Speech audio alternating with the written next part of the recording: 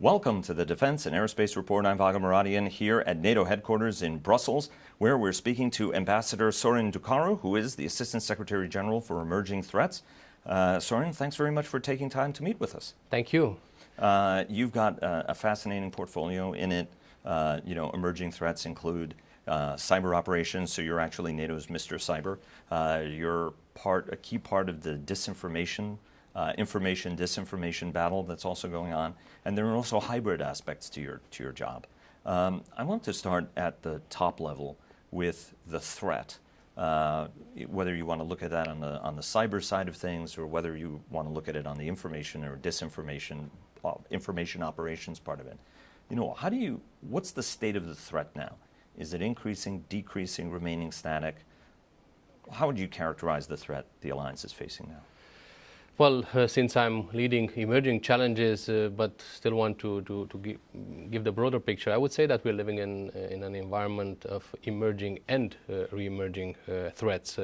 And some of the new ones are coming from cyber, terrorism, maybe the different use of new technology, but there are also some re-emerging challenges that are from the old times, as one would say. But they're kind of combining themselves in a hybrid blend. And there's a lot of talk about hybrid warfare these days that combine conventional and non-conventional tools, weapons, and so on. I would say that we are in a period where we see an increase in intensity and sophistication, especially on the emerging threat side. And when I think of cyber, that's a good example. And even though these are the kind of manifestations below the threshold of armed attack, we cannot say we are living in a period of genuine peace. We are in a period of hybrid warfare or hybrid peace. It depends on how you prefer to address it. And the bottom line is this increase of sophistication and diverse combination of tools, strategies, elements in different locations, but with strong links of simultaneity and strategic objectives. Cyber has been a big focus for the alliance. You're at the center. You guys are watching threats on a daily basis. There's been a dramatic surge in the capability of the alliance on cyber. Are you satisfied with where you are?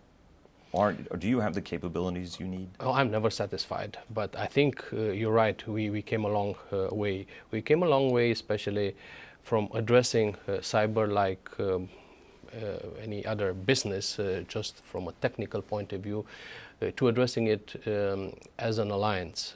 We have developed a number of consecutive policies, 3 policy updates. We have linked cyber defense to the alliance reason of being, to collective defense. We have established organizational structures whereby allies inform each other, sometimes in real time through malware information sharing platform. We have invested in the centralized protection of alliance networks across the whole enterprise, over 60 locations.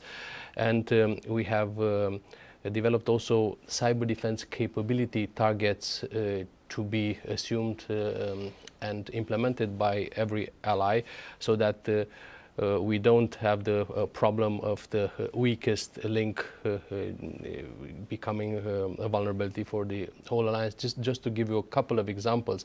And we have also addressed this in a multi-stakeholder approach with a strong partnership with some of our partner nations based on trust and mutual interest, but also with other international organizations and with industry, which is, I think, essential since it holds the infrastructure for cyber. Cyber tends to be an area where nations are sometimes very guarded about their capabilities, but are also very guarded about their vulnerabilities. Are all the alliance members being as open as they can be to make sure that the vulnerabilities they have are exposed so that they can be addressed? I think the alliance, among others, is also a trusted community.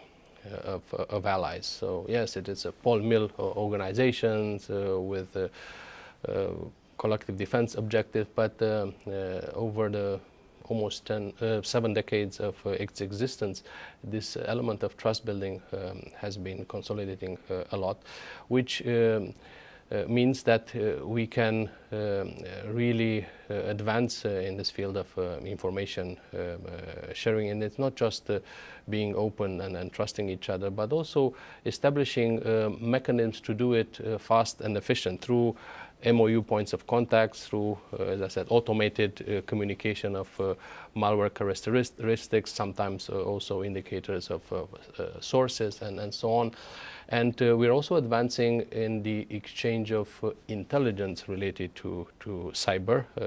Last year, NATO has created a joint security and intelligence division, and this is a place where the aspects that go beyond the technical analysis could be gathered, so that we can have, through a combination of the technical analysis and intelligence, a real more accurate and more useful awareness on cyber threats. Cyber threats depend on having very agile mechanisms with which to respond. And very few people have accused acquisition systems, whether on the national level or whether on the alliance level, as being particularly agile. And I don't mean that offensively toward Camille Grand, who is the Assistant Secretary General for Defense Investment, but some of these things have a tendency of moving very slowly. From the standpoint of somebody at the alliance who has to move at a very, very rapid speed, what are some of the techniques you're using? Is the system resilient and agile enough to be able to acquire things as quickly as you need to acquire them? I think we are making big efforts to adapt in this sense. I think we need to adapt much more. To my taste, the process is still, the acquisition process is not adequate for this fast change in technologies. So for IT and cyber, we need to really move fast, but there are a couple of ways to do it. For example, there are flexibilities in capability packages, which is the normal process in NATO to acquire new capabilities, so that addendums and adaptations could happen throughout the process, throughout a cycle. There are other ways. And for example, through the NATO industry cyber partnership, we're trying to keep connectivity with the best trends, the main trends in technology, and also send the message of what NATO is looking for to adapt. So I think having closer connectivity and communication about where the wind is blowing in this sense, both in terms of need from NATO, but also in terms of opportunities from industry, is key, and it can generate some flexible responses. Earlier in the conversation, you mentioned the importance of partnering with industry. You and I were on a panel discussion, I think, at the Atlantic Council, where that was one of the key items of discussion. What is it you want from industry? What is the kind of partnership you're building? What do you count as successes? Where do you think you need more work? There are a couple of areas that I'd like to highlight. Number one is information exchange, especially the kind of actionable information exchange. And here we performed well in the almost 3 years since the launch of the cyber industry partnership, and there are many ways to do it through direct engagement with industry at policy level, where we can get the sense from the, so to say, horse's mouth of what the threat assessments from industry are and how they're addressing them, and see how it could influence our own policy, to developing partnership agreements between key industry representatives and, for example, NATO's Communication Information Agency, to last but not least launching malware information sharing platform for industry within NATO. Just to give you a number of examples, I would underscore that from the industry point of view, it's important to see NATO's strategic view on these trends in cyber. For example, from NATO's point of view, it's important to have access to a bigger pool of data than the one that we gather from our own system through the sensors, but also to exchange the kind of best practices between industry and multinational organizations. And sometimes it's important to understand that not every industry has government connections with every government, and sometimes one industry alert could reach a government with whom that industry doesn't have any agreement or connectivity through NATO. So NATO can also play this clearinghouse role. Next item, I would highlight the importance of coordinating with industry in developing skills, training and education and exercises. And as an example, in the last 2 editions of NATO's flagship exercise, Cyber Coalition, industry has participated through the nations that they were registered in the exercise. And of course, I'm coming to the, at the last item, to the point that I mentioned before, the importance to have a strand of communication and cooperation with industry in terms of innovation. I think here we need to do more. In all honesty, on the first 2 strands, we have advanced remarkably in the last 2 years or so. In this third area, we need to get even stronger immersed and to generate some of the fresh ideas on the way forward. There was a major, you were talking about the cyber exercise. There was a big cyber exercise last week in Poland. What were the key takeaways from that exercise from your standpoint? Well, cyber exercise, CWIX in Poland was organized by Atlantic Command Transformation, and it was linked to the operational aspects of cyber. So how we need to take into account this threat environment and the assumption, which is very much tested by reality, that we are going to operate and conduct our mission in a heavily degraded and potentially disrupted cyber environment. So the scope of such an exercise is to test how NATO procedures, processes work and how to adapt them in such an environment, because we cannot continue with an assumption that we had in the past, that of information assurance. You just throw the necessary resources, money and skills to the problem, to the technical problem, and then you can rely, you can be assured of the information integrity and functional integrity of your systems. Actually, we need to move to another concept and cultural shift, that of mission assurance. We need to achieve the missions even knowing that some of the systems to some degree will be degraded or disruptive, and we need to make sure that we achieve this. And this is why NATO also recognized cyber as an operational domain at the last summit in Warsaw. Are you comfortable that with each of these exercises, the alliance is getting better culturally at operating in a information and comms disrupted manner? Oh, I would say exercises are tremendously important for our cognitive development, and the lessons learned are extremely valuable. And I have to mention that we have introduced cyber scenarios not just in the cyber dedicated exercises, but also in all NATO exercises. In the crisis management yearly exercise, the famous CMX, in the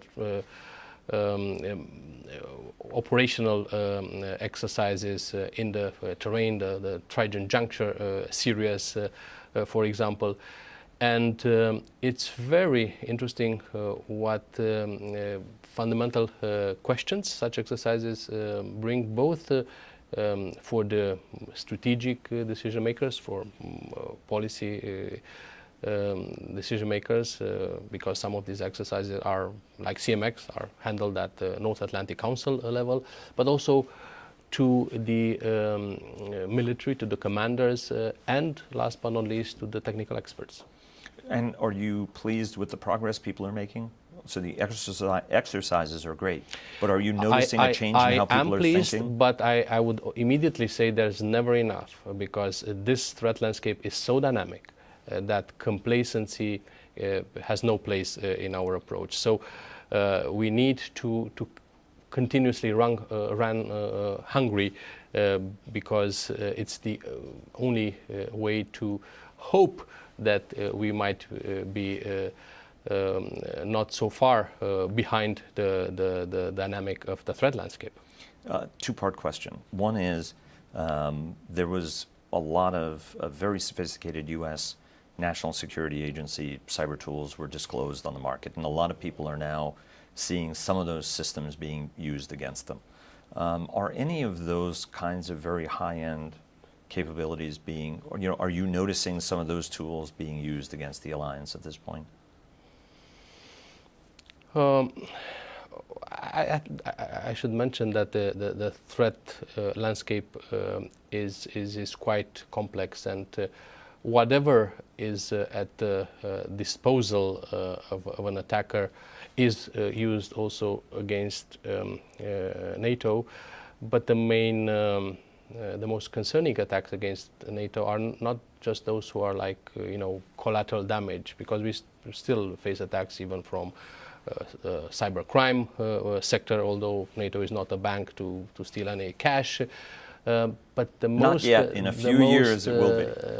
The most important ones and frequent ones are those that are targeted towards NATO, aiming everything from exfiltration of data to disruption.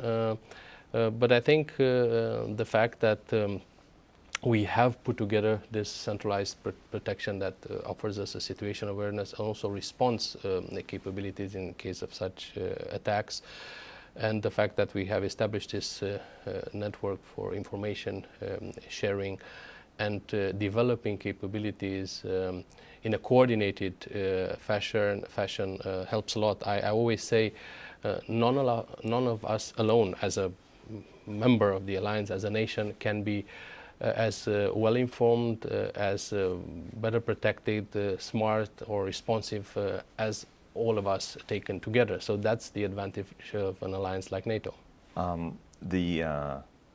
Thanks for bearing with me with my little joke that in a couple of years, NATO will actually have enough money and somebody will want to be stealing some of it. 2024, that's the goal. Are you certain at this point that you have the capability to differentiate between an actual attack or something that's just a distraction? Because in the hybrid world, it can seem like a ransomware attack, for example. It may manifest itself that way, but actually there's something much more deeper, much more serious going on.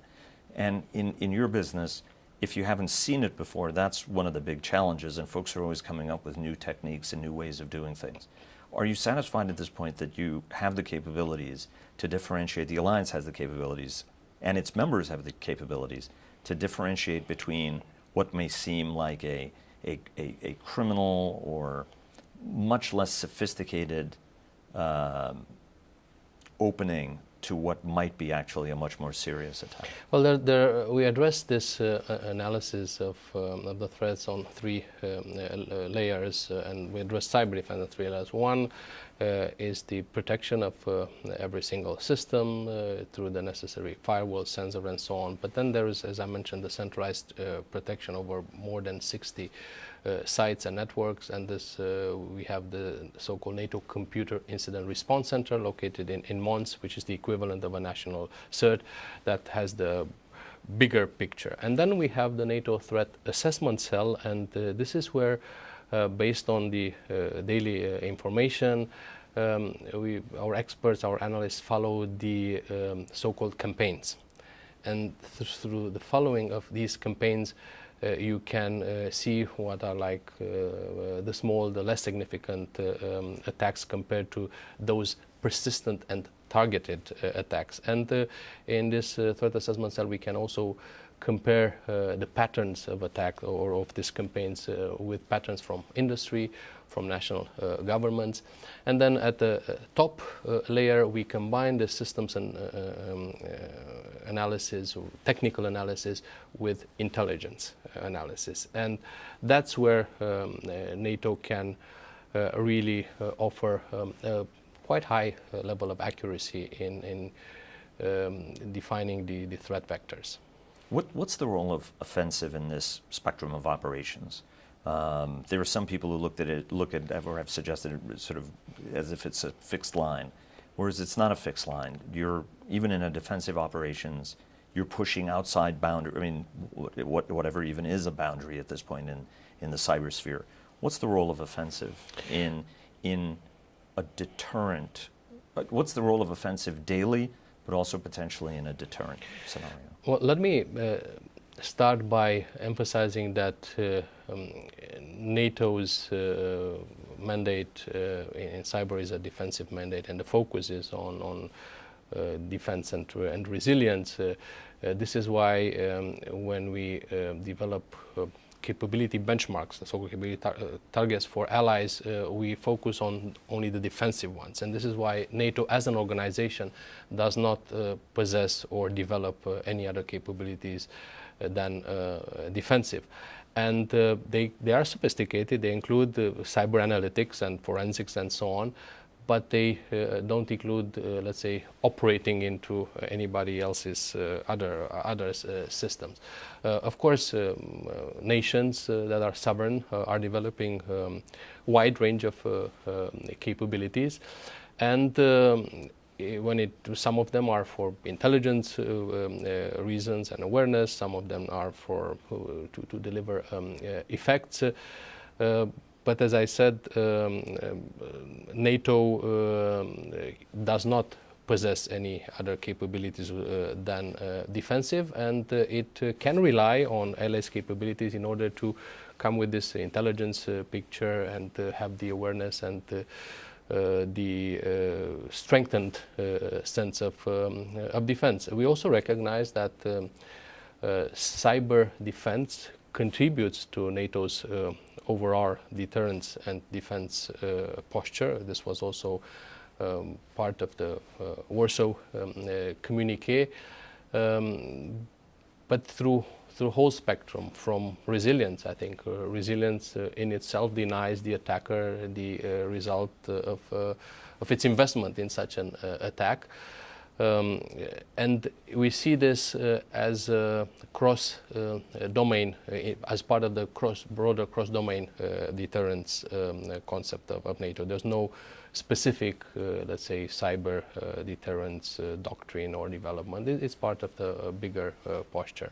Should there be a cyber deterrence posture, that sort of something more declaratory that puts kind of a hard military line, or a hard to be able to essentially tell an adversary that's willing to take advantage of each opportunity where real red lines lie about, and what could happen if they transgress those red lines? I think only allies who have developed a broad range of capability and know what they mean and what effect they can have can really respond to this question. And it's difficult also because by definition cyber capabilities are not very transparent.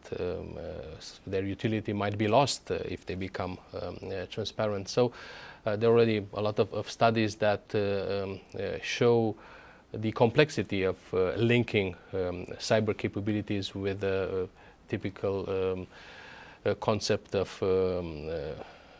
deterrence, dissuasion, and so on and so forth. But again, it's those nations that have knowledge, have an insight of what is at the disposal that can make such judgments.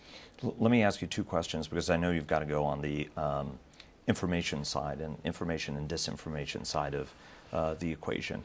These operations are being run against virtually every one of the countries in Europe. They were successfully run to a degree, you could argue, in the United States during the elections, but also since, influence operations.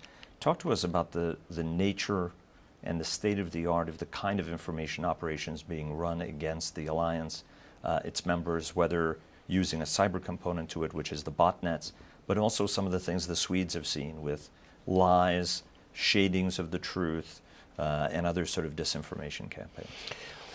I would start by saying that in the analysis of information manipulation campaign, we rely a lot on nations because they have visibility of what happens internally, and it's also very much a internal national responsibility. But NATO has a center of excellence on strategic communications in Riga, very much like it has a center of excellence on cyber defense in Tallinn, in another Baltic country. And there has been a lot of very quite interesting research done in terms of the campaigns developed against a number of NATO allies, and some of the recurrent patterns that one sees. And what you mentioned, the automation of information manipulation, is one of the trends. The use of bots or automated trolls and so on and so forth, which is something that it's worth to follow. The use of algorithms, so kind of artificial intelligence related to such campaigns. So I think the way to address it is to evolve fast, like we did in cyber, in bringing the awareness together from the different nations, the best practices, to harness the technology to the defender's advantage. So I think we can use algorithms, and there are already softwares where you can see the patterns and really link it to the sources and the trends of such information campaigns. But there's also something else that it's worth to have in mind. We should never forget about the power of truth. We in NATO don't have any strategy to respond to propaganda with a counter propaganda. But at the heart of the strategy, and this part of NATO strategy to respond to hybrid warfare, and information manipulation is part of hybrid warfare, is to respond with this power of truth. Use NATO, for example, also as a platform for information checking, establish contact points at nations where there can be a quick check of reality. So it's important to have what I would call a strong awareness, but also fact-checking platforms, myth-busting reaction that should be immediate. And from this point of view, NATO has used social media in such myth-busting reaction to disinformation.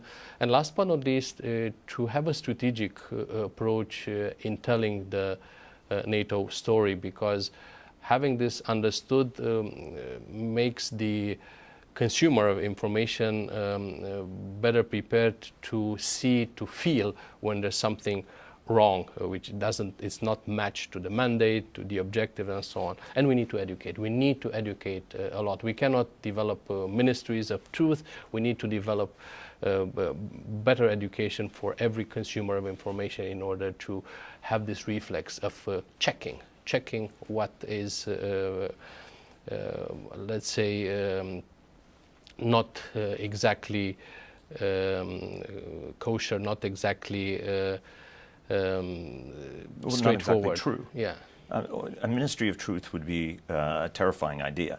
But are we moving fast enough from your standpoint? Because some of these operations move really quickly.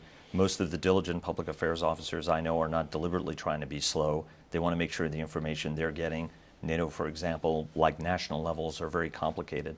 Are the nations doing enough to speed how quickly they can respond to what could be a rather devastating lie Well, probably not yet, but what I can say is that there is a strong recognition of the magnitude of the threat, and a strong sense of resolve in taking this very seriously. So I think we're here, like we were in our cyber revolution, which started to be more technical initially, but then evolved fast in a kind of alliance and in a strategic and policy minded through a policy minded approach. I think we are on the same accelerated path with responding to information manipulation.